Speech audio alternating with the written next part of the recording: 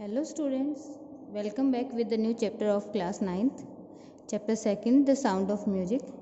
Its first part, Evelyn Glennie listens to sound without hearing it, written by Darrow Cowley. देख बेटे ये जो chapter है it gives you a message कि जो फिजिकल डिसेबिलिटी हैं they can't be the obstacles to get success in your life, यानी कि जो शारीरिक अक्षमता है, यानी कि अगर शारीरिक रूप से आप सक्षम नहीं हैं तो वो कभी भी आपकी सफलता में बाधा नहीं बन सकती है। यही बताया है। देखिए बिफोर यू रीड में देखेंगे कि गॉड में टेकन हर हियरिंग, कि भगवान ने चाहे बेशक उसकी हियरिंग सुनने की क्षमता को ले लिया है, but he has given her back something extra ordinary, लेकिन इसके बदले में भगवान ने उसे कुछ बहुत ही अद्भुत जो चीज़ें हैं वो प्रदान वापस की हैं। What we hear she feels, कि जो चीज़ें हम सुनते हैं उनको एवलिन ग्लेनी क्या करती है, महसूस करती है। Far more deeply than any of us, यानी कि हम किसी भी चीज़ को जिस तरह से महसूस कर सकते हैं उससे भी कहीं ज़्यादा अच्छे तरीके से वो उनको महसूस करती है। दैट इज़ वाई, इसीलिए क्या कहा, she expresses music so beautifully, शायद इसीलिए वो म्यूजिक को इतने अच्छे से एक्सप्रेस कर पाती है। यानी कि यहाँ पर एक ऐसी लड़की के बारे में बताया गया है जो सुनने में सक्षम नहीं है, जिसको सुनाई नहीं देता है, लेकिन उसके बाद भी she had got mastery on 1000 music instrument, यानी कि 1000 जो वाद्य यंत्र हैं म्यूजिक के उनके ऊपर उसने मास्टरी हासिल कर ली। और सिर्फ मास्टरी हासिल नहीं कर ली, उनको इतना ब्यूटीफुली बजाती है कि जो सुन सकते हैं उनसे भी कहीं ज़्यादा। और उसका रीज़न क्या है, क्योंकि क्या मानना है बहुत से लोगों का कि हम जिस चीज़ को सुनते हैं वो उसको महसूस करते हैं और हमसे भी कहीं ज़्यादा अच्छे से महसूस करती है। अब हम यहाँ पर एक ऐसे ही पर्सन के रीड द फॉलोइंग अकाउंट, यानी कि ये जो लेख है, ये जो पार्ट है, इस पार्ट को पढ़िए। और हम एक ऐसे पर्सन के बारे में पढ़ेंगे जिसने क्या किया, who fought against physical disability, जो शारीरिक अक्षमता है उसके खिलाफ वो लड़ा, and made her life a success story, और उसने क्या किया, अपनी लाइफ को एक सक्सेसफुल स्टोरी के अंदर कन्वर्ट कर दिया। सबसे पहले जब चैप्टर स्टार्ट होता है तो देखिए बेटा, जो एवलिन ग्लेनी है, she was waiting for a train, वो एक ट्रेन के आने का वेट कर रही है। Rush hour crowd jostle for position on the underground train platform. Rush hour crowds, यानी कि जो वहाँ प्लेटफॉर्म है, रेलवे प्लेटफॉर्म है, जहाँ अंडरग्राउंड रेलवे प्लेटफॉर्म है, और वहाँ पर जो क्राउड है जोस्टल के साथ, जोस्टल करना, धक्का मुक्की करना, अपनी पोजीशन लेने के लिए रेलवे प्लेटफॉर्म पर जो भीड़ है वो एक दूसरे के साथ धक्का मुक्की कर रही थी। और वहीं पर कौन थी, अ स्लाइट गर्ल। स्लाइट का मतलब क्या होता है, एक छोटी सी, थिन सी, पतली सी, एक पतली सी लड़की थी। लुकिंग यंगर देन हर 17 ईयर्स, जो कि अपने 17 साल की उम्र से भी कम दिख रही थी, यानी कि कितने साल की थी वो, 17 साल की। वाज नर्वस, वो नर्वस थी, यानी कि थोड़ी घबराई हुई थी, येट एक्साइटेड, लेकिन साथ साथ उत्सुक भी थी। As she felt the vibration, ऐसा लग रहा था कि वो महसूस करे किसको, वाइब्रेशन, कंपन को महसूस करे, किसकी, अप्रोचिंग। अप्रोचिंग का मतलब जो आ रही है ट्रेन, उस आने वाले ट्रेन की वाइब्रेशंस को सुन रही थी। अब उसकी नर्वसनेस का कारण क्या है, आपसे पूछा जाएगा, why Evelyn Glennie was nervous yet excited, तो आपको बताना है it was her first day at the, क्योंकि ये उसका पहला दिन था, कहाँ पर, प्रेस्टेजियस होता है सुप्रसिद्ध royal Academy of music in London, कि जो रॉयल अकेडमी ऑफ म्यूजिक है लंदन में, जो कि प्रेस्टेजियस है, बहुत ही ज़्यादा फेमस है, सुप्रसिद्ध है, वहाँ पर आज उसका पहला दिन था।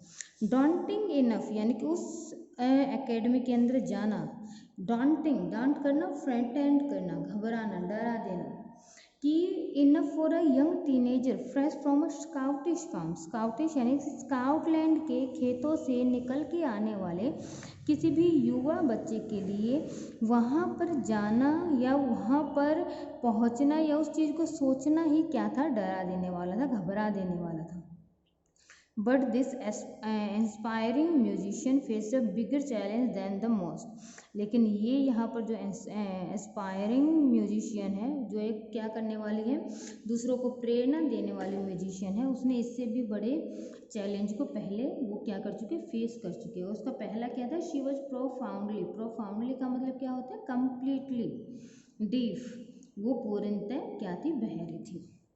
Evelyn Glenny loss of hearing had been gradual. अब क्या बताया कि जो एवलिन ग्लेनी की ना सुनने की जो क्षमता है वो कैसी थी, हैड बिन ग्रेजुअल, ग्रेजुअल होता है क्रमिक तौर पर, धीरे धीरे करके उसने अपनी हियरिंग पावर को खो दिया। Her mother remembers noticing something was wrong when she was 8 years old and she was waiting to play the piano. अब देखिए उसकी मदर ने सबसे पहले who had noticed her weakness, सबसे पहले उसकी वीकनेस को किसने नोटिस किया, it has been noticed by her mother, उसकी मदर ने नोटिस किया। कब, जब वो कितने साल की थी, 8 साल की थी। और क्या कर रही थी, she was waiting to play the piano, यानी कि जो पियानो है उसको बजाने के लिए वो वेट कर रही थी। दे कॉल्ड हर नेम, उसका नाम बुलाया गया, बट शी डिडंट मूव, लेकिन वो हिले नहीं। I suddenly realise she hadn't heard, said Elizabel Glennie. Elizabel Glennie कौन है, ये एवलिन ग्लेनी की मदर का नाम है, एलिजाबेल ग्लेनी। उसने कहा कि तभी मुझे एहसास हुआ कि इस लड़की को सुनाई नहीं दे रहा है। For quite a while Evelyn manage to conceal, conceal करना होता है छिपाना, हर ग्रोइंग डीफनेस, यानी कि अपनी जो बढ़ती हुई डीफनेस थी उसको कुछ समय के लिए वो मैनेज कर पाई, दूसरों से छिपा पाई, फ्रॉम हिज फ्रेंड्स, अपने दोस्तों से और अपने टीचर से। बट बाय द टाइम, लेकिन जब समय आया, शी वॉज 11, जब वो 11 ईयर्स हो गई, यानी कि 8 से 11 साल के बीच तक, 9-10 जो उसके ईयर थे, उसमें वो अपनी डिफनेस को किसी तरह से क्या कर पाई, छिपा पाई। लेकिन जब वो कितने साल की हो गई, 11 ईयर्स ओल्ड हो गई, तो उसके जो मार्क्स हैं हैड बिन डेट्रोरेटेड। डेट्रोरेटेड का मतलब क्या होता है, बहुत ज़्यादा खराब, आपत्तिजनक मार्क्स उसने गेन किए। Her head mistress asked her parents to take her to a specialist.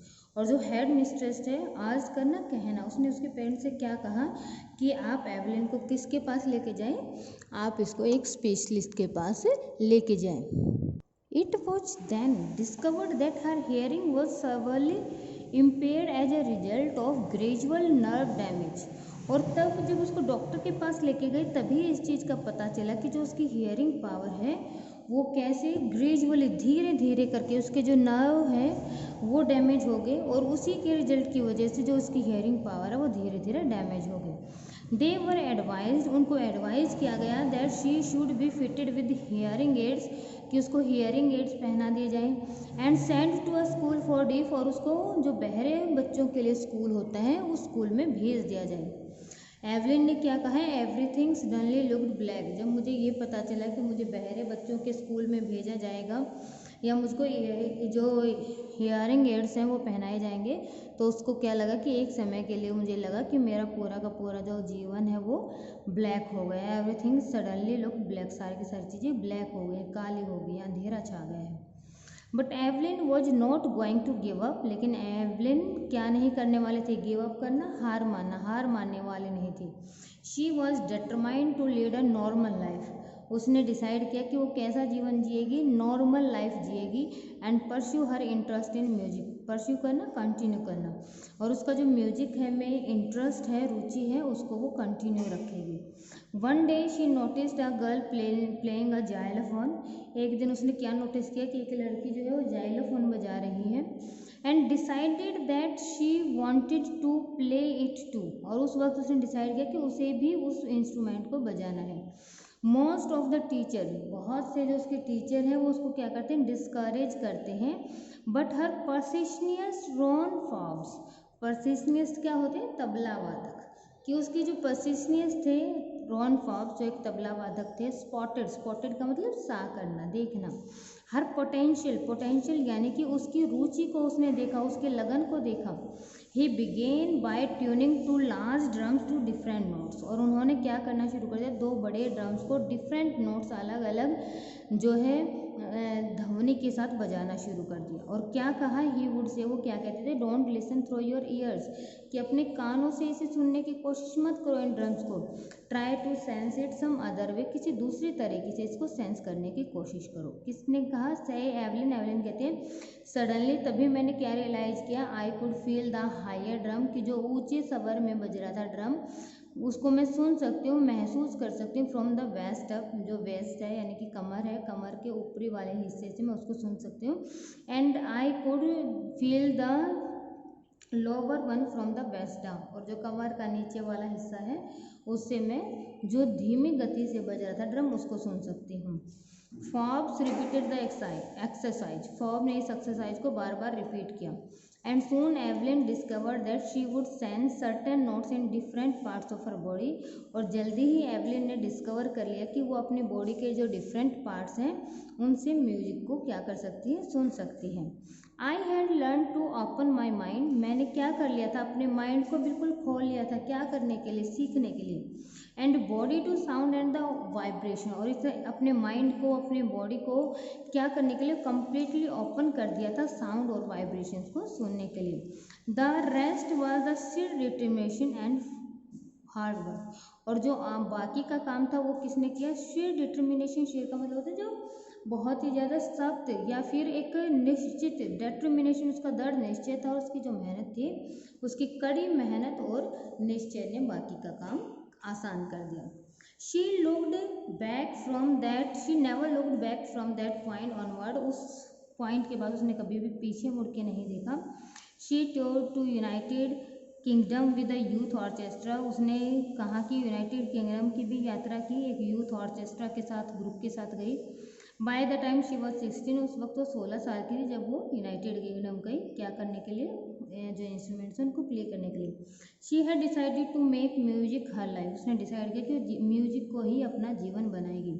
She audition for the Royal Academy of Music and score one of the highest mark in the history of academy, उसके बाद उसने audition दिया royal Academy of music के लिए, और royal Academy of music की जो history है उसमें जितने मार्क्स आज तक बच्चों ने लिए थे उनमें सबसे ज़्यादा मार्क्स किसने लिए, एवलिन ग्लेनी ने लिए। She gradually move from orchestral work to solo performance, जो ऑर्केस्ट्रल यानी कि ग्रुप के साथ जो मिलकर म्यूजिक को बजाती थी उसकी बजाय अब उसने क्या करना शुरू कर दिया, जो सोलो होता है, एकल वादक यानी कि अकेले परफॉर्मेंस देना उसने शुरू कर दिया। At the end of her 3 years course, अपने जो कोर्स है 3 साल का जो उसका कोर्स था, उस कोर्स के अंत में शी हैड कैप्चर्ड, उसने कैप्चर्ड कर लिया, प्राप्त कर लिया most of the top awards, जो टॉप अवार्ड हैं, उच्च जो है सम्मान थे, उन सम्मानों को उसने कैप्चर्ड कर लिया, प्राप्त कर लिया। And for all this Evelyn wouldn't accept any hint of heroic achievement, और इतना सब कुछ होने के बाद भी एवलिन ने कभी भी किसी तरीके का हीरोइक यानी कि जो एक सफलता प्राप्त करने के बाद जो एक घमंड या ईगो आ जाती है वो उसके अंदर कभी भी दिखाई नहीं दी। वो सिंपली क्या कहती थी, if you work hard and know where you are going you will get there, कि अगर आप मेहनत करते हैं और आपको ये पता है कि आप किस तरफ जा रहे हैं तो श्योरली आप उस चीज़ को प्राप्त कर ही लेंगे। And she got right to the top, the world's most shout after multiple persistence with the mastery of some 1000 instrument hectic international schedule। इसके बाद क्या बताया कि जो वर्ल्ड के मोस्ट यानी कि सबसे ज़्यादा जो शाउट आफ्टर मल्टीपल परसिस्टेंस यानी कि सबसे प्रसिद्ध जो विश्व के अंदर मल्टी परसिस्टेंस यानी कि सभी तरह के इंस्ट्रूमेंट्स को बजाने वाले जो परसिस्टेंस होते हैं, वादक होते हैं, म्यूजिशियंस होते हैं, उसमें उसने लगभग 1000 ऑफ इंस्ट्रूमेंट्स पर मास्टरी प्राप्त कर ली। और इस वजह से हैट्रिक इंटरनेशनल शेड्यूल, उसका जो शेड्यूल था, कार्यक्रम था, वो कैसा रहता था, बहुत ज़्यादा हैट्रिक रहता था। हैट्रिक मीन्स यहाँ पर बिजी रहना, व्यस्त रहता था। It is intriguing to watch Evelyn function so effortlessly without hearing.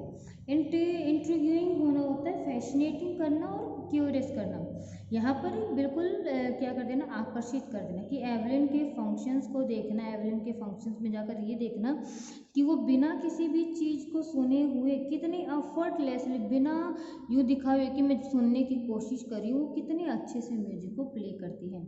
In our 2 hour discussion she never miss the work, क्या हमने 2 घंटे तक, यहाँ पर जो क्या है डेरोक पावले उससे बातचीत कर रहे हैं, उसने कहा कि हमने 2 घंटे तक उससे बातचीत की और मेरे द्वारा कहे हुए एक भी शब्द को उसने मिस नहीं किया, यानी कि हर शब्द को उसने सब सुनने की कोशिश की।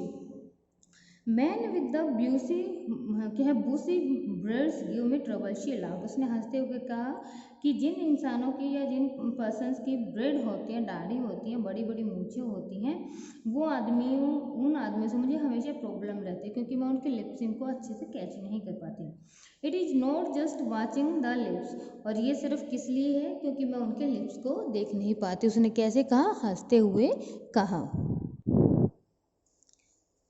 It is wall face specially the eyes. उसने कहा कि सिर्फ लिप्स को देखकर वो क्या नहीं करते, किसी की भी बातों को सुनते नहीं है, बल्कि पूरे के पूरे जो चेहरे के एक्सप्रेशंस होते हैं उन एक्सप्रेशन से वो क्या करने की कोशिश करते हैं, किसी की भी बातों को समझने की कोशिश करती है।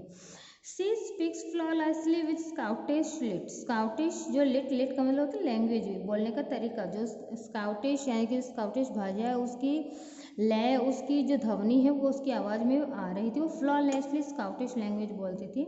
My speech is clear because I could hear till I was 11। उसने क्या कहा कि मैं इतने अच्छे से या बिल्कुल क्लियर इसलिए बोल सकती हूँ क्योंकि जब तक मैं 11 साल की थी तब तक मुझे सुनाई देता था। बट डजंट एक्सप्लेन, लेकिन इस चीज़ को वो भी एक्सप्लेन नहीं कर पाई how she manage to learn French and master basic Japanese, यानी कि जो फ्रेंच लैंग्वेज है और जो बेसिक जैपनीज लैंग्वेज है उसमें को वो किस तरीके से कैसे सीख पाए। As for music she explain, म्यूजिक की बात हुई तो उसने क्या एक्सप्लेन किया, it pours in through every parts of my body. Pour का मतलब क्या होता है? उड़ेलना या चलना, कि ये मेरे शरीर के हर एक हिस्से से होकर गुजरता है। It tingles in my skin, tingle करना एक टन से की आवाज़ होना, सेंसेशन देना, स्किन के अंदर एक सनसनी पैदा करना, कि मेरी जो स्किन है, मैं स्किन के अंदर सनसनी आती है जब मैं म्यूजिक को सुनती हूँ, अपने चिक बोन से यहाँ तक कि मेरे बालों से भी, इवन माई हेयर्स, इनसे भी मैं म्यूजिक को महसूस कर सकती हूँ। When she plays the xylophone, she can sense the sound passing of the stick into her fingerprints. जब वो जाइलोफोन को बजाती है तो जाइलोफोन बजाते वक्त उसके हाथ में जो स्टिक्स होती हैं उन स्टिक्स के द्वारा उसके फिंगरप्रिंट्स में जो आवाज़ क्या होती है, पहुंचती है, स्टिक करती है, उनसे वो उस म्यूजिक को सेंस कर लेते, समझ लेते हैं। By leaning against the drum, she can feel the resonance following into her body. और कई बार जब ड्रम मान लो उसको सुनना है तो ड्रम की आवाज़ सुनने के लिए वो उसके ऊपर बिल्कुल लीन हो जाना, झुक जाती है। क्या करने के लिए? रिसोनेंस का मतलब होता है इकॉज ऑफ द साउंड, यानी कि जो गूंज होती है आवाज़ की उसको सुनने के लिए, उसको फील करने के लिए वो ड्रम्स के ऊपर झुक जाती है। और when it was a wooden platform, और जब वुडन प्लेटफॉर्म पर की बात होती है तो वहाँ पर म्यूजिक सुनने के लिए शी रिमूव्स हर शूज, वो अपने जूते उतार देती है ताकि जो वाइब्रेशन है पास थ्रू हर बेयर फीट, बेयर का मतलब होता है नंगे पैरों से, उसके वो पैरों के द्वारा उसके अपर जो लेग्स हैं उन लेग्स में पहुंच जाए और वो उन वाइब्रेशंस को सुन सके। ये 2 मार्क्स का क्वेश्चन भी आता है कि जब वुडन प्लेटफॉर्म होता है तो how she could manage to hear the music, music को सुनने के लिए वो किस तरीके से मैनेज करती है। तो क्या करती है, अपने पैरों में से जूते उतार देती है ताकि वो अपने बेयर फीट से और अपर लेग्स के द्वारा उस म्यूजिक को क्या कर सके, सुन सके। अब जो राइटर है वो क्या करे, not surprisingly Evelyn delights her audience, कि इसमें कोई हैरानी की बात नहीं है कि एवलिन को सुनकर जो उसकी ऑडियंस है उसको डिलाइट्स महसूस होता था, खुशी महसूस होती थी। In 1991 she was presented with the Royal Philharmonic Society prestigious soloist of the year award. और इतना ही नहीं, उसने कहाँ पर, इन 1991 में उसको इनाम मिला था, क्या, Royal Philharmonic Society prestigious soloist of the year का, सोलाइस्ट ऑफ द ईयर का अवार्ड मिला था। किसके द्वारा मिला था? रॉयल फिलहार्मोनिक सोसाइटी के द्वारा। सेज मास्टर परसिशनिस्ट जेम्स ब्लेड, जब जेम्स ब्लेड जो एक मास्टर परसिशनिस्ट हैं उनसे जब बात हुई तो उन्होंने क्या कहा, God may have taken her hearing but he has given her back something extraordinary. जो हमने शुरुआत में पढ़ा था बिफोर यू रीड में, ये सेइंग है किसकी? जेम्स ब्लेड्स की। जेम्स ब्लेड ने क्या कहा कि भगवान ने उसकी सुनने की क्षमता ले ली है बेशक, लेकिन उसके बदले में उससे भी एक्स्ट्राऑर्डिनरी चीज़ों से दी हैं। और वो क्या है कि वट वी हियर, जिस चीज़ को हम सुनते हैं, शी फील्स, उस चीज़ को वो महसूस करती है, far more deeply than any of us, और जितना हम महसूस करते हैं हमसे कहीं ज़्यादा गहराई से उस चीज़ को महसूस करती है। That is why she express music so beautifully, इसीलिए वो म्यूजिक को इतने अच्छे से क्या कर पाती है, एक्सप्रेस कर पाती है। एवलिन क्या करती है, कन्फेंस करती है that she is something of a workaholic. Workaholic क्या होता है? काम का कीड़ा।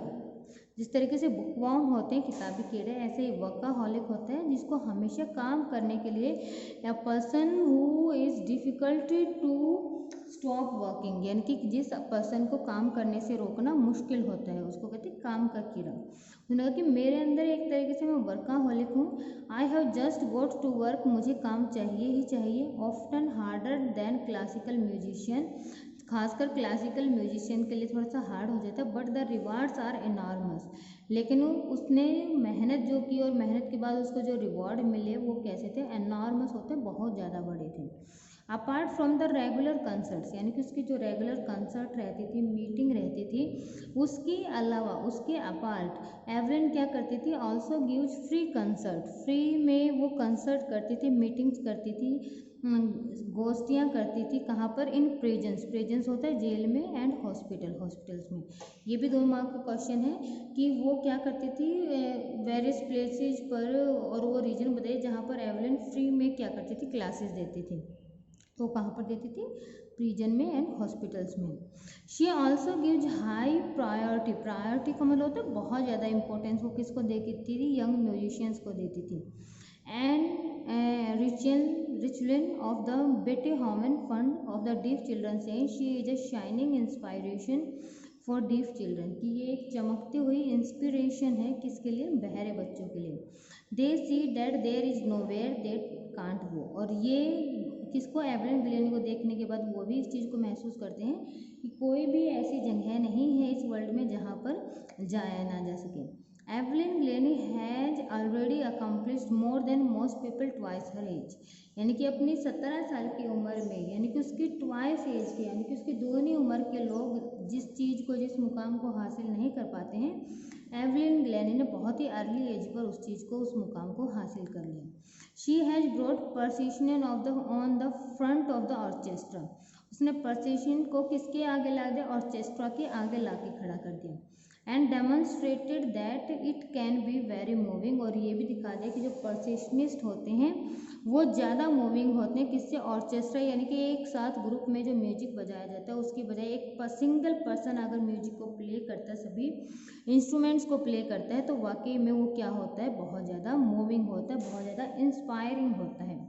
She has given inspiration to those who are handicapped, इसके अलावा जो हैंडीकेप्ड है, यानी कि जो अपंग है, उनको भी वो इंस्पिरेशन देती थी, क्या, हु लुक टू हर, जो कोई भी उसको देखता क्या कहता, से if she can do it, कि अगर वो ये काम कर सकती है, देन आई कैन, तो मैं भी कर सकता हूँ। Note the list she has given enormous pleasure two million, यानी कि इस बात को कहना भी मेरे ख्याल से व्यर्थ ही होगा कि वो बहुत से जो मिलियन है, यानी कि बहुत सारे मिलियन लोगों की खुशी का रीजन बन चुकी थी, कारण बन चुकी थी। यानी कि अब यहाँ पर एक क्या इंस्पिरेशन दी हुई है, आपको भी एक प्रेरणा दी हुई है कि Evelyn Glenny who can't hear anything, जो कुछ भी सुन नहीं सकती, उसके बाद भी वो म्यूजिक को इतने ज़्यादा अच्छे से एक्सप्रेस करती है कि जिसको सुनाई देता है वो भी इतने अच्छे से एक्सप्रेस नहीं कर पाते हैं। तो इसका मतलब क्या हुआ, और लास्ट में जो ये कोटेशन है, वो कोटेशन क्या कह रही है, if Evelyn who was a handicapped girl, जो कि एक हैंडीकेप्ड गर्ल थी, who was profoundly diff, completely बहरी थी, अगर वो क्या कर सकती है, म्यूजिक को शिखर पर, ऊंचाई पर लेके जा सकती है, those it means those who are physically able, जिनकी शारीरिक क्षमता ठीक है, वो क्या कर सकते हैं, there are no limits to achieve anything in their life for them, तो उनके लिए जीवन में किसी भी चीज़ को अचीव करना, प्राप्त करना, उसकी कोई लिमिटेशन नहीं है, उसकी कोई सीमाएं नहीं है।